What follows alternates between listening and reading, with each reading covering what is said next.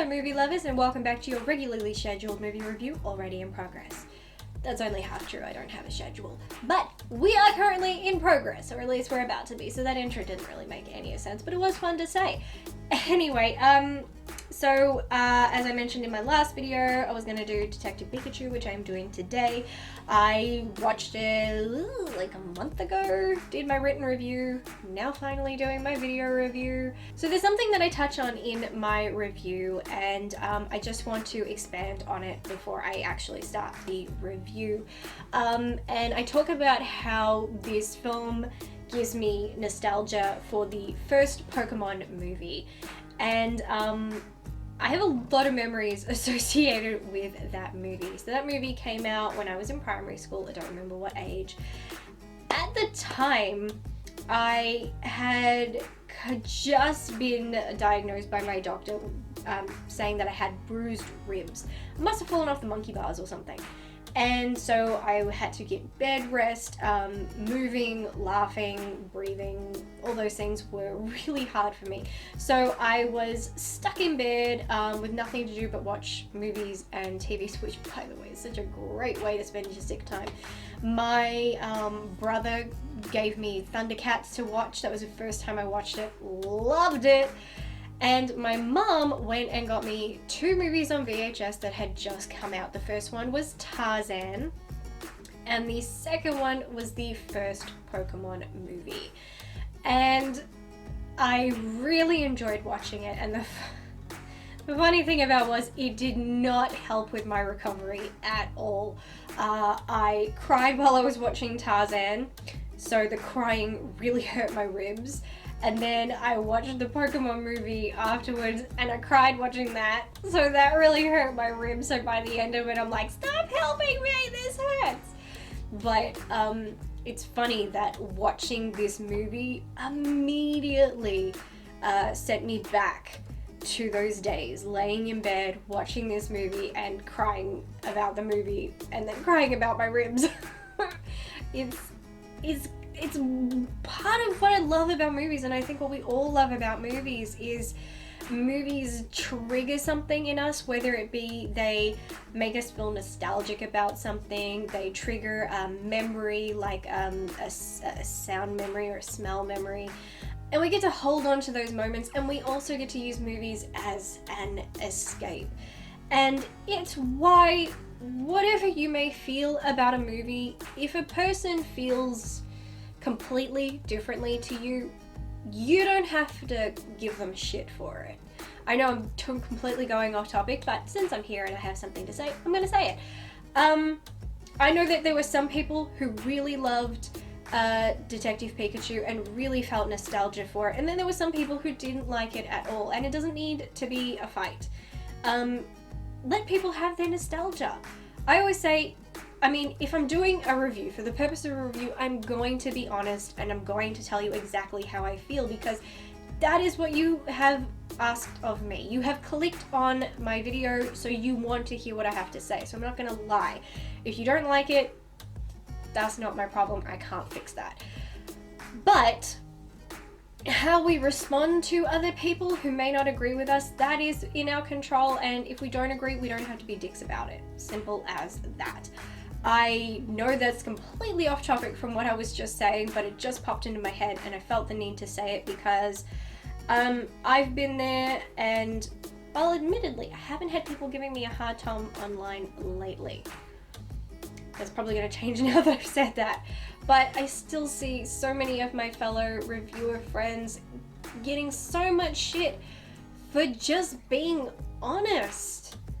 If you don't want to hear what a person has to say on a movie, don't click on a video where a person says they're going to tell you what they think. Anyway, like I said, I went a bit off topic there, so let's just cut that and me get straight into the review. Pokemon Detective Pikachu is a 2019 urban fantasy mystery film directed by Rob Letterman with a screenplay by Letterman, Dan Hernandez, Benji Sammet, and Derek Connolly, from a story by Hernandez, Sammet, and Nicole Perlman. Based on the Pokemon franchise created by Satoshi Tajiri and the 2016 video game Detective Pikachu, it is the first live-action Pokemon film. In a world where people collect Pokemon to do battle, a boy comes across an intelligent talking Pikachu who seeks to be a detective. I have to be honest, while I haven't been into Pokemon since I was a child, watching this film sent me right back to the 4th grade and trading Pokemon cards with other kids at school. Though I did that more because I was trying to get people to like me and less because I had any clue how Pokemon cards work. I actually just thought they looked cool. But watching this film truly felt like recapturing my youth, and it made me want to go back and start watching Pokemon from the beginning and get back into it. I love that this film shows a believable world where Pokemon exist and live amongst humans, and there is a city where people in Pokemon live and work together in harmony. It felt pretty darn awesome to watch. The visuals in this film are out of this world spectacular. This film made every single Pokemon look and feel real. Each Pokemon has a distinct personality, and this film was able to capture that. It was also able to integrate so many different Pokemon into different scenes for various reasons, and they just felt so correctly placed, as though this is just how it's meant to be, and it's hard to picture it any other way. I think the interaction between human characters and Pokemon is brilliant, and there was such a nice flow that kept the story moving forward. Also, a big hand to the actors who sold these performances, because I would not have been able to tell they weren't talking to Pokemon.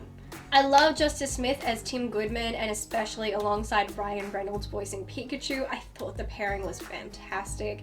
Together, this duo brings a lot of light humor to the screen and also a lot of heart, as I admit I shed a few tears while watching this film, nothing new there. It was the perfect partnership, and I didn't want it to end, and when it did, I was pretty crushed because I wanted them to be partners forever. Lucy Stevens, played by Katherine Newton, was the only character I did not like in this film. The performance was very forced. It was a bit manic, and it came off as an over-the-top performance that had me cringing almost every time she spoke or was on screen. I found the character's personality to be quite grating very fast, and I didn't feel as though she was needed. I could see the events of the film coming together without her at all. Also, having her as a love interest for Tim did not make much sense to me at all. I think she toned down a little towards the end, and the performance became more genuine, but that only counted for like a fraction of the scenes. There were a few great tributes in this film that had me excited. I love when films reference other films, and it's even better if you love those movies. During a scene when Tim goes to his dad's apartment, the TV is playing Angels with Filthy Souls, which is a parody of the 1938 crime film Angels with Dirty Faces.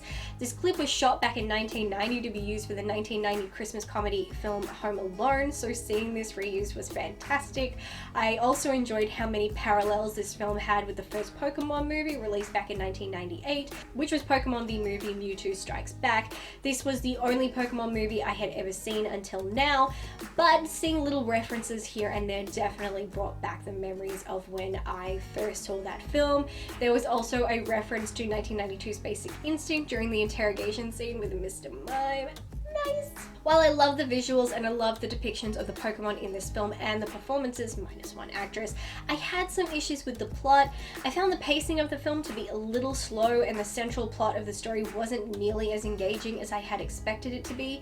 Reveals were quite lackluster, and from a creative standpoint just felt average. It seems we went a long way to reveal this is a story about a guy trying to live as a Pokemon, and when that part of the story starts happening, it is over incredibly fast, and in the most underwhelming way. They create a villain who is incredibly easy to defeat. All you have to do is take a contraption off the head of his lifeless body that has been left unattended, and that's hardly a challenge. And even his motivations were pretty weak. Wanting to improve your quality of life, I understand, but I don't understand why he felt he needed to do that to an entire city. That just made no sense to me. By the time we reached the end of the film, Pikachu didn't make much sense to me either. As I had been following the film, I completely understood what was going on, but when you watch it happening, it's not well explained to the audience. If you were to have just come into the film at this moment, you wouldn't have a clue what was going on. I understand Mewtwo merge Harry with his Pokemon Pikachu, but I don't understand why his memories were erased, and I don't understand how Tim didn't recognize his own father's voice, and I don't understand why Tim was the only person who could understand him. These elements make no sense to me. Perhaps they were mentioned in the film, but from my perspective, if they were, they made no sense to me. We never really actually saw Harry and Pikachu become one. We never see them being pulled apart. It's all more implied because Mewtwo kind of speaks in riddles. I admit it was a surprise because I never expected that. That was how the story would go, and honestly, I didn't like this part of the film. I was enjoying it more when I thought Pikachu could talk and Tim could understand him for some particular reason that would later be revealed but wasn't. Overall, this is an enjoyable film full of nostalgia. It has laughs and heart and is jam-packed with excellent visual work, but it's just held back a bit by the story and left me with too many questions. I felt like we had a few missed opportunities and it was left in a sweet but anticlimactic place.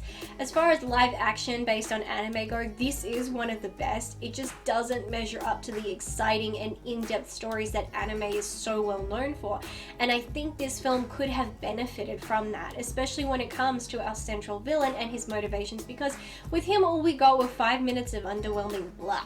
And that's all I gotta say on Pokemon Detective Pikachu. Yeah, so would I watch this movie again? Yeah, I think I probably would. But, I mean, the female character just really kind of got on my nerves. I find it so hard to find female characters in movies to like or relate to, and it's so funny that there would be so many times for the longest time, my Twitter page, my profile picture was not a picture of me. I've only recently started doing that.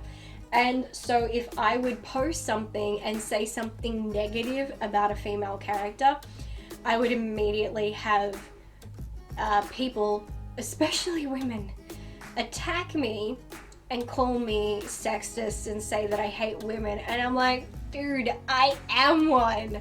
Like, I am totally within my rights to say that, and not to mention, I don't think, okay, guaranteed what's kind of going on with Captain Marvel, that's kind of sexist, but just because you don't like a particular character doesn't automatically mean that you're sexist. That's really stupid. I mean, if you are saying things that definitely are sexist, well, then that's different. But it's ridiculous. Like, just because I'm female doesn't mean I have to like every female that pops up in a movie. Most of them are written supremely shit, and, or at least from my perspective, are kind of shit and not relatable, at least not for me. And I really strive to find characters who are relatable. Because, you know, that's kind of one of the things you really like. And time again, I keep coming across these females who I'm just like, who is like that? 2 reviews down. It's nice to get back into a groove.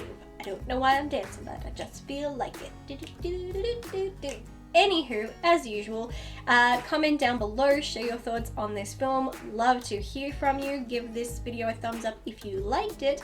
And if you have not yet subscribed to my channel, please do so and hit the notification bell so that you will be alerted when I post future videos. It would mean so much to me. You know, I hit the 1K mark, so my next goal is to hit the 2K. That would be really exciting. It's a journey to get there, but it's one of the exciting things, aside from communicating with so many people on this platform, is setting goals for yourself, benchmarks that you want to get to. So that's the next one for me. So if you want to help me get there, because benchmarks come with giveaways, right now I'm bribing people. That's pathetic. Anywho, I don't have much else to say, so thank you for watching, and I will end this as usual by thanking my patrons, and until next time, bye!